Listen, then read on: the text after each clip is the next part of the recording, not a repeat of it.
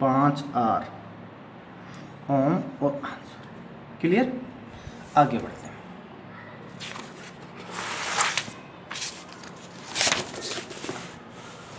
अगला क्वेश्चन, 4 प्रतिरोधों का एक जाल चित्रानुसार है।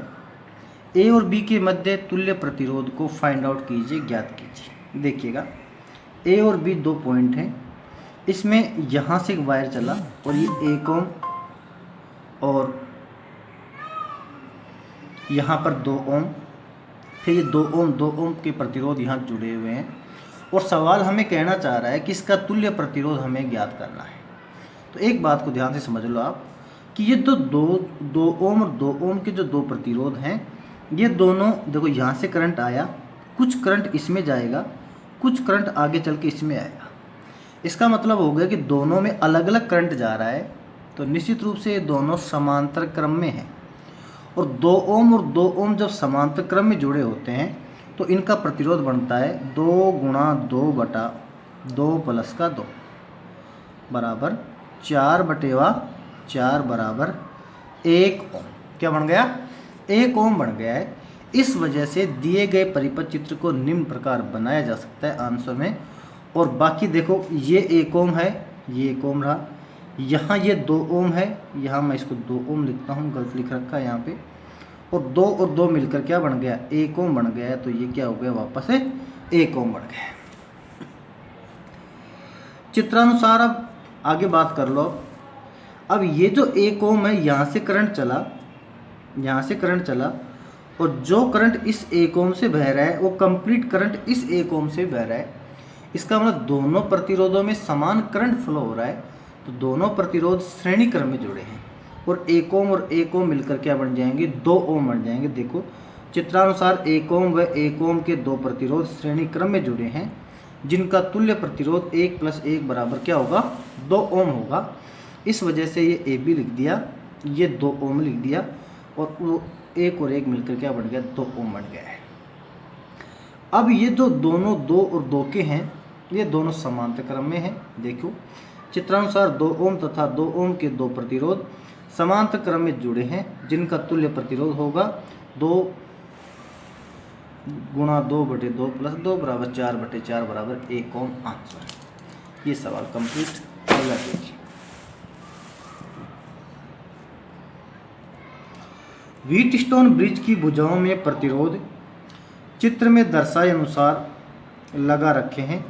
प्रतिरोध कैपिटल आर के समांतर क्रम में कैपिटल एक्स से कितने ओम का प्रतिरोध लगावें कि ब्रिज, वैसे ब्रिज में भी छोटा आता है, यहाँ ब्रिज छोटा बनाओ और यहाँ भी इसको छोटा लिखो, ब्रिज। क्लियर?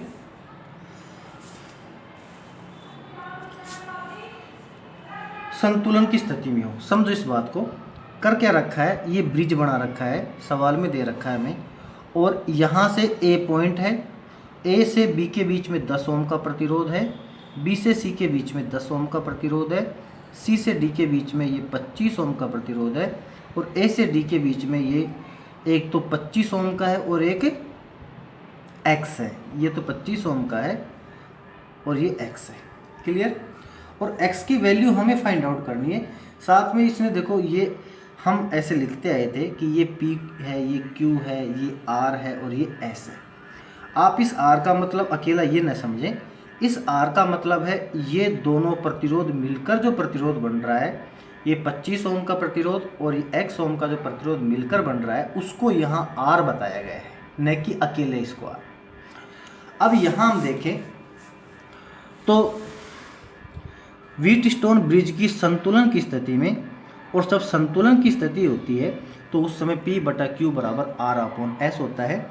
P की जगह हमने P की जगह वहाँ पर 100 बताया था, गलत लिख रखा है फिर यहाँ पे। चलो मैं इसको सोल्व करता हूँ। ये 100 ओम है। क्लियर?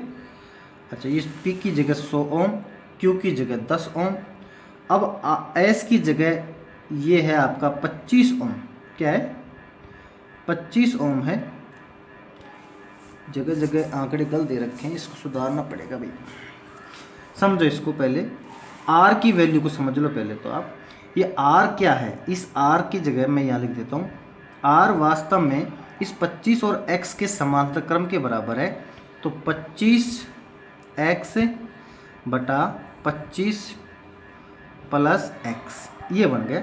इस R की जगह 25x बटा 25 प्लस x हो गया। यहाँ देखिएगा 25x बटा 25 प्लस x हो गया।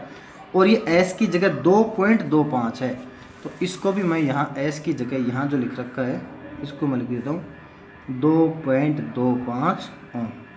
ये वैल्यू सवाल में दे रखी थी, तो ये 2.25 हो गया। अब इसको सोल्व कर लो आप। इस 10 जीरो से ये जीरो कट गया, अब यहाँ बच गया 10, 2.25 चला गया इधर, तो 10 गुणा 2.25 और 25x बटा 25 प्लस x आ गया नीचे। सोल्व कर लीजिए इसको। अब आप जब 2.25 को 10 से मल्टीप्लाई करेंगे तो 22.5 हो गया। क्लियर।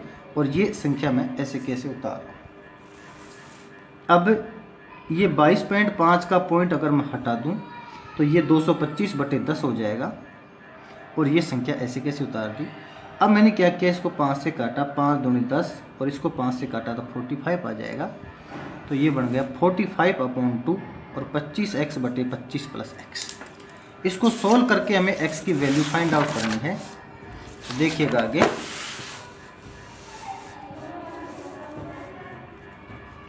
तो ये देखो इसका वज्र गुणा कर दिया, तो 45 25 प्लस x बराबर 2 प्लस 25 गुणा x। कैसे किया मैं देखता हूँ ज़रा। हाँ 45 गुणा 25 प्लस x सही है। और ये 25x गुणा 2, ये 2 है, 2 के बाद ये मल्टीप्लाई का चिन्ह है। क्लियर। तो 2x और 25 गुणा x 25x। अब ये मल्टीप्लाई का चिन्ह, ध्यान रखना इस बात के, मल्टीप्लाई का चिन्ह है।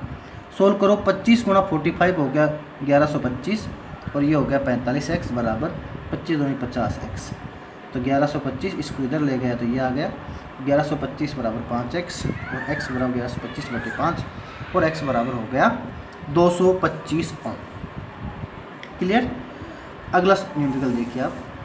निम्न चित्र में बिंदु A और B के बीच में तुल्य प्रतिरोध को ज्ञात कीजिए। डायग्राम ये हमें सवाल में दे रखा था, है ना।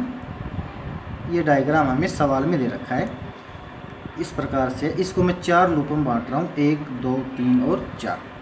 सबसे पहले मैं फर्स्ट लूप के ऊपर कंसीडर कर रहा हूँ।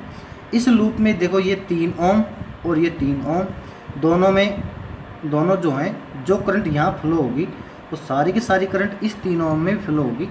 इस वजह से ये 3 ओम और 3 ओम मिलकर क्या बन जाएगा, 6 ओम बन जाएगा। तो अगला जो चित्र बनेगा उसमें इन दोनों की जगह मैं 6 ओम लिख दूंगा। तो देखिएगा चित्र क्या बन जाएगा। ये देखो 6 ओम बन गया है। क्लियर।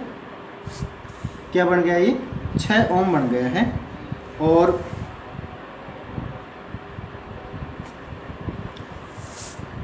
लेकिन अब इसको हटाना पड़ेगा, 6 ओम बन गया है तो ये हट रहा है यहाँ पर, ये है नहीं। अब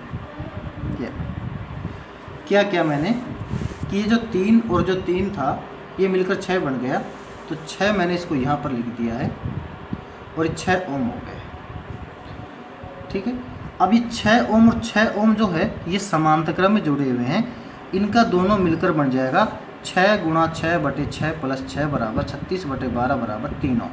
तो अगले चित्र में मैं इन दोनों को यहाँ से हटाऊँगा और इनकी जगह 3 ओम लिख दूंगा।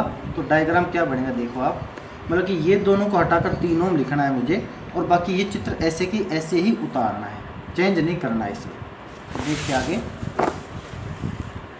तो ये बन गया 3 ओम, 6 और 6 मिलकर 3 ओम बन गया है और बाकी का डायग्राम यू का यू मैंने उतार दिया है। अब ये 3 और 3 मिलकर वापस क्या बन जाएंगे, ये 3 और 3 मिलकर वापस 6 बन जाएंगे। इसलिए अब ये बन जाएगा, ध्यान से देखो, यहाँ लिख नहीं रखा, मुझे लिखना पड़ेगा। देखो ध्यान से,